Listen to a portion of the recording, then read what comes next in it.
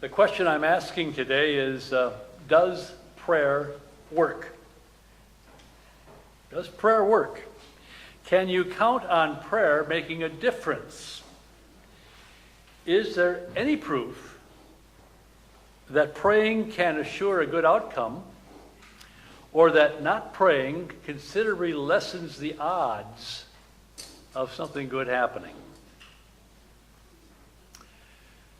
We have a prayer chain in this congregation, I'm included, and when someone knows of a person who needs some encouragement, who's going through a tough time, is having difficulties, that name and that concern is shared on the prayer chain, and those of us on the chain are asked to join with others in prayer.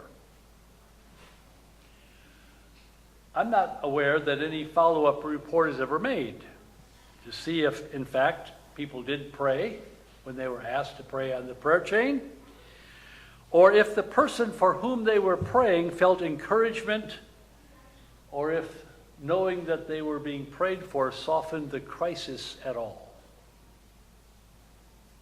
I have heard stories that in other cases, people, when they knew that they were being prayed for, felt something good and positive happening, something that put them in a relationship with God that was comforting, knowing that they were not alone, that someone was with them. I believe such stories. And I can testify to that phenomenon myself, but it would be difficult to replicate this feeling through some kind of scientific method. Certainly prayer is more than just wishful thinking, and it is more than religious hocus pocus. But there's much confusion about prayer, to which I hope I'm not going to add any more. But the parable that Jesus teaches could be misconstrued, and so we're going to talk about that a bit. If you look in the Bibles, most Bibles that have a heading for this portion of Scripture, it says this is going to be the parable of the widow and the unjust judge. The prayer of the widow and the unjust judge. So right away we should know that the judge is not a stand-in for God. All right? The judge is not a stand-in for God. This is a very flawed person who is actually the opposite of God, not God. Even knowing that, the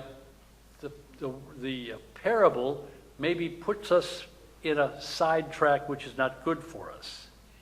For it seems to say that persistence pays off.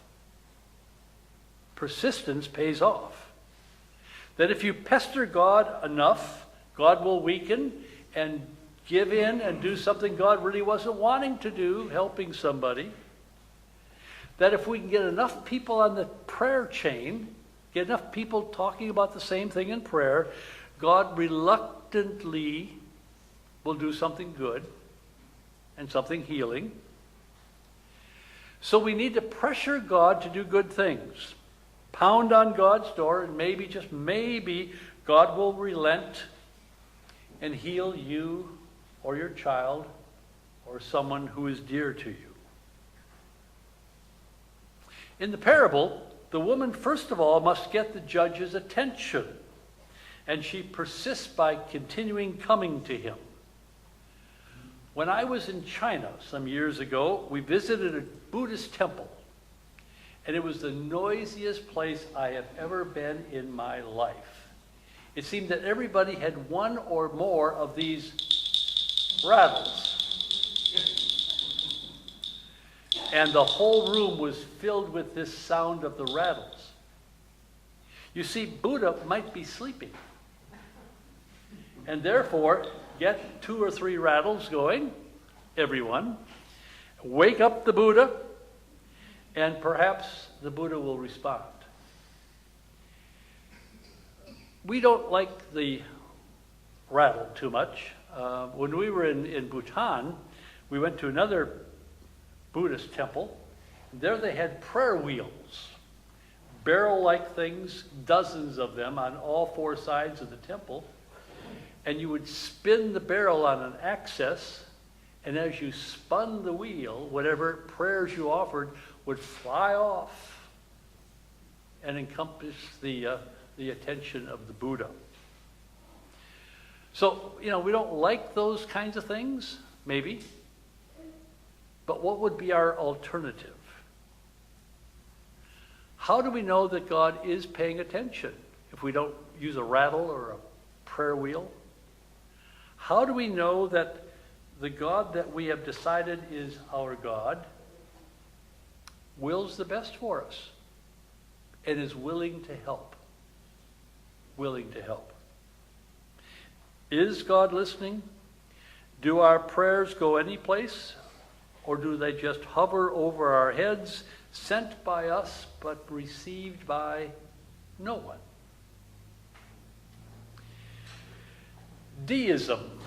Deism is a belief that some powerful divine being created the world in all of its complexities, spun it out, and then has been on an extended vacation. Put all this in motion and walked away, giving little direction or oversight to what's happening since. There was that creative event, but God has kind of washed God's hands of the whole business. A number of those who crafted the 13 colonies into the United States of America were deists in their theology. They were wonderful, gifted, insightful people whose fingerprints are all over the Declaration of Independence, the Articles of Confederation, and the Constitution of the United States, and they were deists. The deists would wonder why this parable is being taught, because God really has taken a vacation, is not there. And so all of our noble efforts to try to get God's attention are just folly. No one there. Or if there's someone there, sleeping, the Buddha, wake up the divine power so that the divine power can pay attention and respond to our requests. So deists would say prayer is a waste of time. God is detached from God's world and God's people. We pretty much have to slog on our own and make the best of whatever situation we are in. That's one side, the deist. On the other extreme might be people who have come to the conclusion that we are mere ciphers in a divine drama which has pretty well been foreordained and set in stone, and there's not much we can do about it. Again, there'd be little or no use for praying, for there's not much we can do to change God's mind about an inevitable outcome that's already been determined. God's not listening, doesn't need to listen, for the events have been set into motion, and there's not much you and I can do to change the outcome. Well, my position is in between, as you would suspect. I do believe deeply that God cares about what's going on in this world, what's going on in your life, my life, what's going on in the lives of all of God's children who share this earth with us. No absentee landlord here, no disinterested bystander at all. I have to believe that because of Jesus of Nazareth. God's investment in coming in human form, living life as you and I live it, demonstrating God's investment in the world and we who live in it. Jesus testifies to the conviction that the world is worth saving, that individual lives in this world are worth saving, and that what you and I are doing is important to the ways in which God is working out God's will in this world. It is not foreordained that your life will turn out in a certain way, or that events in our world already have been put in a place by a divine plan that cannot be changed. Daily, we shape our futures by the choices that you and I make and by the story of the life that you and I are unfolding as we live day by day. For better or for worse, God has granted this amazing and troubling gift of freedom to human beings. And every day, you and I exercise this gift of freedom. Freedom in what comes out of our mouths, where our steps take us, what touches our hands. We even determine what we think, what we dwell upon, what occupies our minds even in those quiet times. The choices are ours. And so my premise, the conviction that to a great extent our lives are still open-ended, still to be shaped, still to be molded by you and me and what we do and say and think. That life is full of all kinds of possibilities, also full of all kinds of dangers. What help do we need then, as we are both blessed and burdened by the freedom that God has given us? Prayer can be little more than whining at God for things we don't yet have. The to-do list for God to pay attention to as we would see life and other people's lives that need corrections. Prayer is this conversation that we would have on a regular basis with the God who wills the best for us and wants the best for not only you but your neighbor. And remember, neighbor involves everybody. Daily, maybe even hourly, spirit-filled prayer is the conversation we have with a parent who loves us. Parent who loves us. Prayer is beginning with the assumption that God cares, cares enough to be involved in your life, not just other people's life, your life. And then moves to opening our lives to this caring God in this conversation. There are hundreds, perhaps thousands of books about prayer. You can read them wherever, offering outlines and techniques and disciplines for prayer. For me, it simply comes down to this. Do you believe in a God who is listening and a God who cares? Do you picture this God as being kind and receptive? Do you think that your life could use some guidance beyond whatever else you bring to the scene? Do you believe that a partnership with God is in your best interests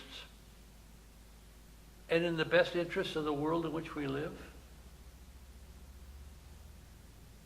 Are you still teachable, open to what God may be wanting of you? Can you be patient, knowing that there is our sense of time and God's sense of time, which often is not the same? Do you believe that God wills the best for you, for your family, for your friends, and for all the people you know and don't yet know who live on this earth? There's no magic in prayer for me, no secret manipulations, no special knowledge, no techniques like this. All that is needed is an opened life exposed to a gracious God. A gracious God who indeed listens and seeks to respond according to a divine will that is beyond our understanding, but one that wills the best for all. A God who is far beyond anything we can understand yet wills the best. An open life exposed to a gracious God. And a daily walk